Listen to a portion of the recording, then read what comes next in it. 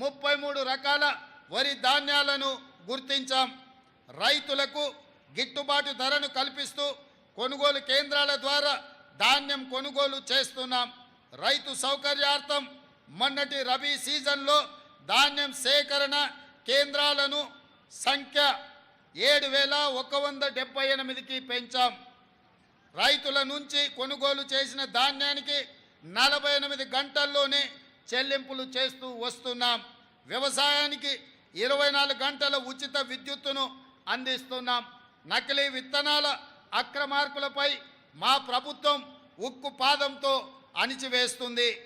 అదేవిధంగా రైతులకు పంటల బీమా పథకం వర్తింపజేయడానికి ఈ సంవత్సరం నుంచి ఫసల్ బీమా యోజన పథకంలో చేరాలని నిర్ణయించాం.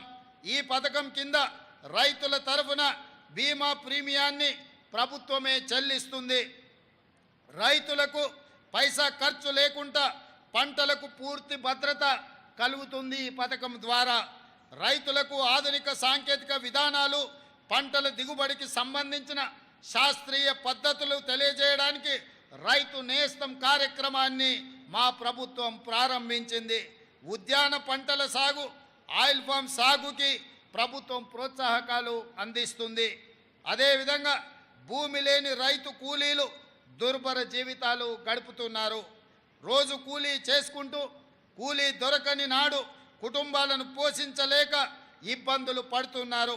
వారిని ఆదుకోవడం కోసం భూమి లేని ప్రతి నిరుపేద రైతు కూలీకి సంవత్సరానికి 12,000 రూపాయల ఆర్థిక సాయాన్ని ఈ ఏడాది నుంచే మా ప్రభుత్వం అందించనుంది.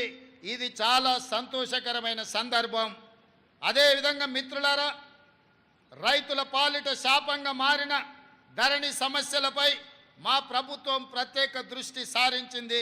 ధరణి అమలులో అవకతవకలు, లోపభూయిష్ట విధానాల కారణంగా రైతులకు ఎంతో కష్టం కలుగుతుంది. ధరణిలో అనేక అవకతవకలు జరిగినట్టుగా గుర్తించాం. ధరణి సమస్యల పరిష్కారానికి 2024 మార్చి 1 నుండి 15 వరకు స్పెషల్ డ్రైవ్ నిర్వహించాం. ధరణిలో సమస్యల పరిష్కారం చేయలేని ఉంటే సదరి దరఖాస్తులను తిరస్కరిస్తే దానికి గల కారణాలను తప్పకుండా నమోదు చేసేలా ప్రభుత్వం చర్యలు చేపడుతుంది. పెండింగ్లో ఉన్న ధరణి దరఖాస్తులను తక్షణం పరిష్కరించాలని కలెక్టర్లకు ఆదేశాలు ఇచ్చాం. భూ సమస్యల పరిష్కారానికి సరికొత్త సమగ్ర చట్టాన్ని తీసుకురావాలని ప్రభుత్వం భావిస్తున్నది. నేరం రూపం మార్చుకుంది. సైబర్ నేరాలు, డ్రగ్స్ మహమ్మారి సమాజాన్ని పట్టి పీడిస్తున్నాయి. ఈ నేరాల వల్ల వ్యక్తులు కాదు, మొత్తం జాతే నిర్వీర్యమయ్యే ప్రమాదం పొంచి ఉంది. ఇది ఆందోళనకరమైన అంశం. మన పిల్లల భవిష్యత్తుకు సంబంధించిన విషయం. అందుకే రాష్ట్రంలో డ్రగ్స్ మాట కనపడకూడదని కఠినమైన నిర్ణయాలను మా ప్రభుత్వం తీసుకుంటున్నది. డ్రగ్స్ నివారణకు జీరో టాలరెన్స్ పద్ధతిని మా ప్రభుత్వం అనుసరిస్తున్నది. తెలంగాణ మాదక ద్రవ్య నిరోధక సంస్థ టీజీ న్యాప్ బలోపేతం చేశాం. సైబర్ మోసాలు, నేరాల బారిన పడిన వారికి సత్వర సహాయం అందించేందుకు 1930 పేరుతో 24 గంటలు పనిచేసే కాల్ సెంటర్ని ఏర్పాటు చేశాం. రాష్ట్రంలో విద్యా వ్యవస్థను మెరుగుపరచడానికి త్వరలో విద్యా కమిషన్ను ఏర్పాటు చేయాలని మా ప్రభుత్వం నిర్ణయించింది. అంగన్వాడీలను ప్రీ ప్రైమరీ స్కూల్స్గా మార్చబోతున్నాం. ప్రాథమిక పాఠశాలలు మొదలు విశ్వవిద్యాలయాల వరకు నాణ్యమైన విద్యా బోధన, నైపుణ్య శిక్షణ, ఉపాధి కల్పనకు ఒక మిషన్ మోడ్లో పని చేయాలని మా ప్రభుత్వం నిర్ణయించింది.